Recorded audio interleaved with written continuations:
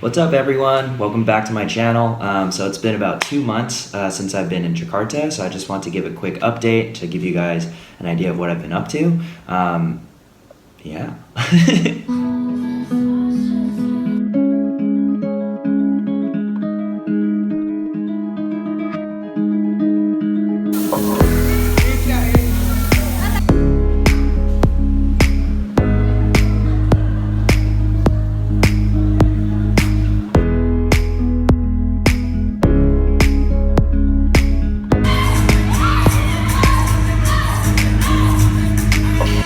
So as you guys can see, I'm currently back in my old room with the whole Mario bedsheet setup.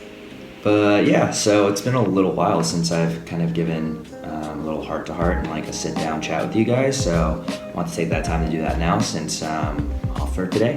But I spent 2 weeks when I first got here in the mountains of West Java, and the only way to describe that in one word is it was an escape. So I think while I was there, I was able to just let go of all the negative emotions I had. Like I briefly talked about it in one of the videos while I was running, but I was able to let go of all those negative and really heavy emotions, and it just kind of felt like everything was melting away slowly. And it wasn't just an escape from like the busyness of like the city life, because Jakarta is like really busy and like it's hustling, bustling all the time, but it's kind of an escape from my own reality. And you know, like all the simple living conditions like that I thought would normally really bother me because I'm such a city kid, they didn't bother me. So like things like bucket showers and bucket laundry and like the enormous amount of bugs and the enormous size of those bugs didn't bother me. The number of animals we were around and the limited Wi-Fi, like none of those I saw as like cons. The only thing I would say is that it was almost a bit too relaxing, so I wasn't motivated to do anything. So my time there was really sweet but short, or short but sweet. It was 2 weeks there, and then I got back to Jakarta on August 8th. So since I've been back, I've been on a completely different schedule. So when I was in the mountains, I'd work essentially every single day because I'd live with my client and there was always things to do and I had to monitor my client 24/7. But since I've been here, I work with 2 clients and I don't see them every day. I work with like during a couple hour sessions, and it's Monday through Friday, and a lot of the times they cancel. So I find myself having a large amount of like chunks of free time, and it's been nice for me to kind of get back in a routine and also like, you know, spend that free time like how I want. So to fill that free time, I'm still keeping up with news, journaling, meditating. I signed up for a gym membership, so your boy's getting fit again. And you know, spending the rest of the free time just exploring. But the majority of the time that I have, I spend it on studying for the GMAT. So I actually registered to take my test on the 25th of this month and actually moved it because I didn't think I was ready. So I moved it to November 11th of next month, which should give me enough time to kind of be ready. I'm still not where I want to be, but hopefully I'll be ready if I put in the work, which I've been doing every day. And I've also been starting my business school applications, which has been extremely stressful, but you know, we'll get through it. This whole experience reminds me of these trips I used to do when my mom used to send me away, not send me away, but send me away every single summer of high school. She used to send me through this program called The Road Less Traveled, where you pay a certain fee and you essentially did a community service trip, like a month in a different place. So I did one in Colorado on a Native American Indian reservation. I did one in Panama, and I also did one in New Orleans after Katrina hit.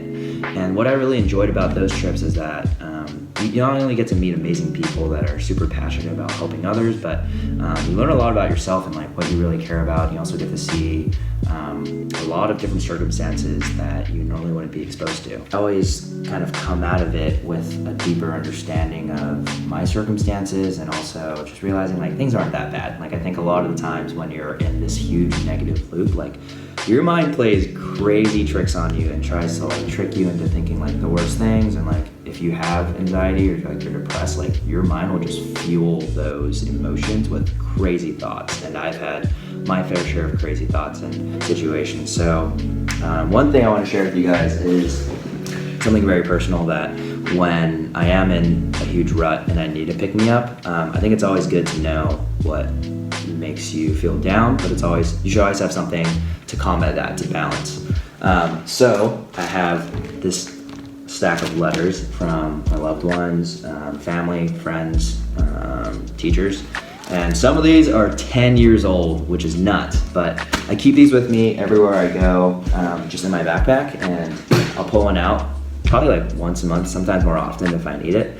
And it's just a little something that keeps me going and reminds me, okay, like I know who I am. And I think when you're kind of in that mental rut, it's really easy to lose track of who you are and like all the great qualities you have. But that's why I think it's so important to like reach out to different people and check in and make sure they're okay too, because like you have no idea what someone else is going through, and just the simple act of you reaching out can do so much for them. I feel like I'm in a good mental place now where I'm not constantly seeking happiness and trying to chase it and trying to pile all these things on. Like I've really found it, and it's come from within, which is a really, really good feeling, because when it comes from within, it's a sustainable thing, and also you don't need any sort of like external factors to keep you going. So I think before, I'd always place emphasis on doing certain things or seeing certain people to kind of keep my mood up, and like that's not sustainable or realistic over time. So I think now I'm really, really comfortable with being by myself, which I didn't think would ever be possible.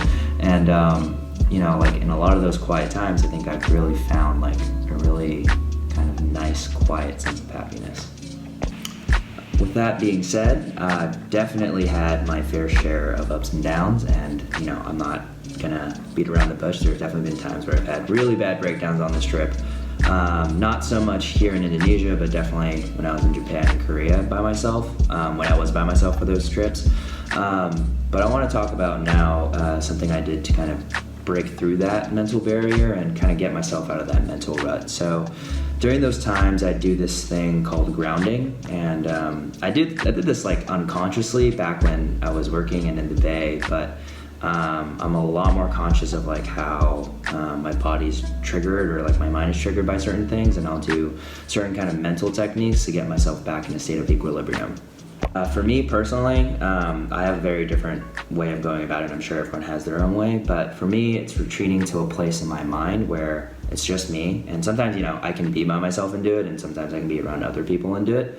But it's retreating to this place and just kind of having, like taking a step back out of your circumstances, whether they're good or bad, and just kind of realizing like how lucky you are to be there. And, like for the odds to be stacked against you and you're still here is like an accomplishment in event itself. Okay, so I have definitely rambled a lot in this video, and so I'm trying to remember the point of me making this because I just turned the camera on and started talking, but the point of this was to kind of recap you guys on what's going on, what I've been up to, and the other thing is just kind of things I do to kind of get myself out of that mental rut. So if you guys like this video, shoot me a like, comment what you guys do to get yourselves out of that mental rut, or if you watch like a TED Talk every morning to get yourself inspired. I've started listening to different podcasts to get me in a good mood or like get my creative juices flowing. So yeah, comment below, subscribe, mean a lot to me, and I'll see you guys next time. Peace.